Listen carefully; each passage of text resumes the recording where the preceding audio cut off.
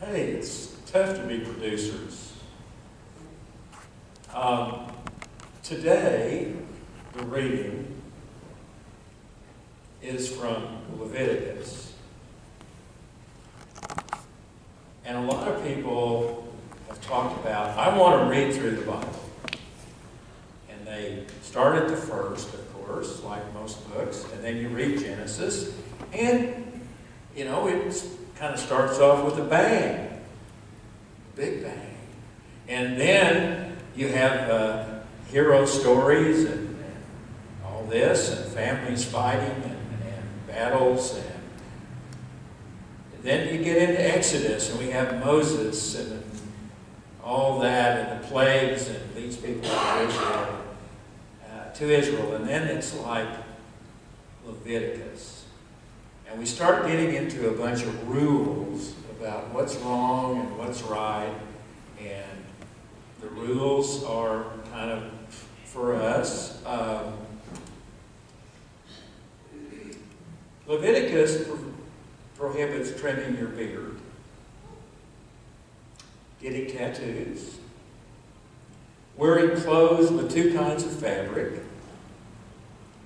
forbids cursing your mother or father, and if you have done so, it calls for your death. You are not to eat shrimp or lobster or bacon.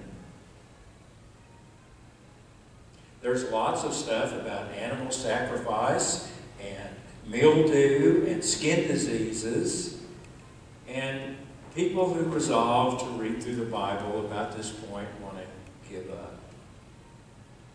There's just a lot of rules and regulations that we have no concept of what they mean in our culture. And too many of us have been on the business end of legalistic religion to want to have more of it.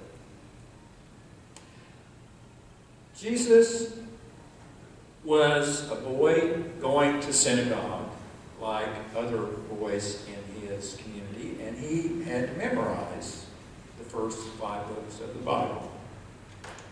And he would have memorized this in Hebrew, of course. You shall not render an unjust judgment. You shall not be partial to the poor or defer to the great. With justice you shall judge your neighbor. You shall not go around as a slanderer among your people. You shall not profit by the blood of your neighbor. I am the Lord.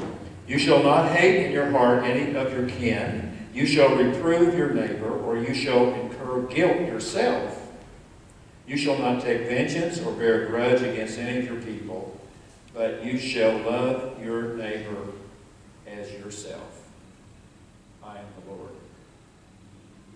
All of a sudden, we got kind of New Testament there.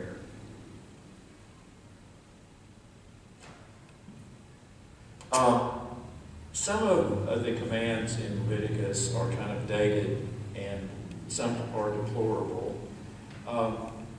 But all of us kind of have our own set of internal ethical things. As a church, we have ethical standards for what we do. I have ethical standards for ministry. I've got a thing posted on my door that reminds me of that. About a year ago, I signed a contract to be your interim minister, which was for an indeterminate period of time. And I'm good with that, but the code of ethics is the interim shall not be candidate for the installed position. And if you read the newsletter this week, the search committee is working.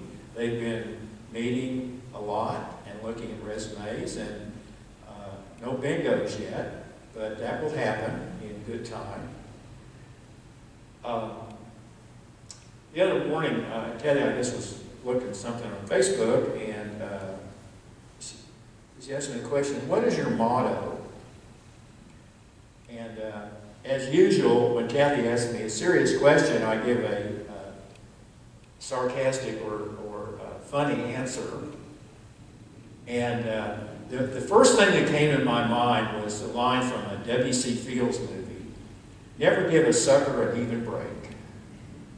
That's my motto. And I thought about it. And now I think my motto would be, do the right thing. In Leviticus, there's a lot of talk about what one needs to be holy. And I have maybe my personal holiness code that I've kind of adapted over time. And I don't judge you if your code of ethics is different than mine.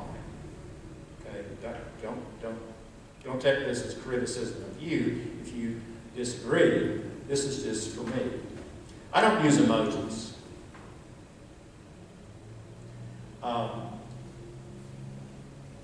Human beings have spent the last 5,300 years learning to write.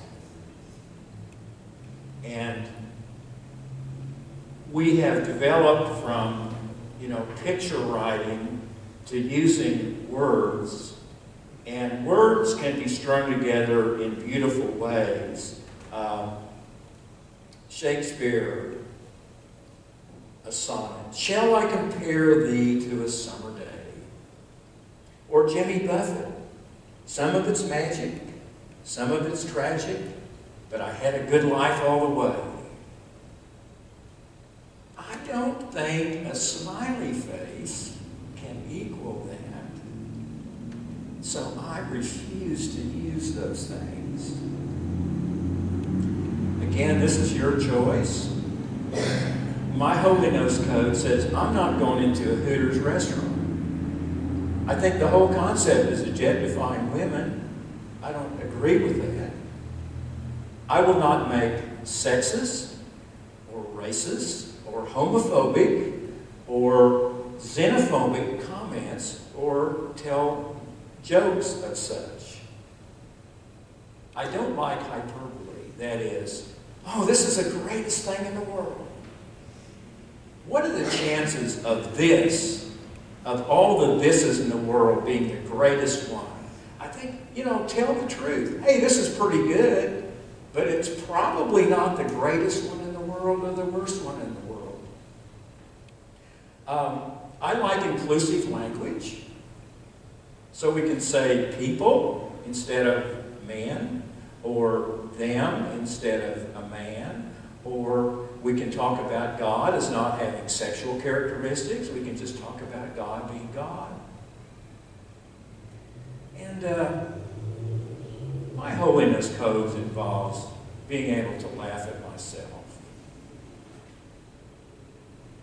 I think it's kind of important for me to take everything, as with Lot's wife, a grain of salt. That life is too serious not to be able to laugh at some of it. Jesus knew Leviticus, and he quoted it a few times in the New Testament. In fact, he kind of used a good bit of it for the Sermon on the Mount. Daily choices. Don't be angry. Don't harbor grudges. Don't objectify people sexually. Do not mistreat anyone. Speak the truth in all circumstances. Jesus is preaching Leviticus. And then he says something very strange at the end of the Sermon on the Mount, chapter 5. Be perfect as your heavenly Father is perfect. Be holy as I am holy. Well, hell, who's going to make that a possibility, Who can be holy? Who can be perfect? But then the words don't exactly mean that, because we need more than just a smiley face to explain what we are to be. This word means to be whole. To be able to bring your whole self to God and not hold something back in the corner of your life. It means being open to God's leadership with your whole life. Not keeping some things selfishly away from God. Because it all matters. It all matters so much to God. Every relationship you have, every choice that you make, they're all worthy of dignity. It all matters. So, we look at the Bible and think, well, there's some things in there that don't help us much. But there are certainly things that do help us. And we focus on that. And whether or not you find it exciting or not, you may go back to that wholeness thing. Because I think through the Bible is the opportunity that God has to speak to us. But sometimes we don't really want to hear. Good luck with your Bible reading. And if you want to read through the Bible, start at the New Testament section. It's a little easier to get through. Any questions? Any comments?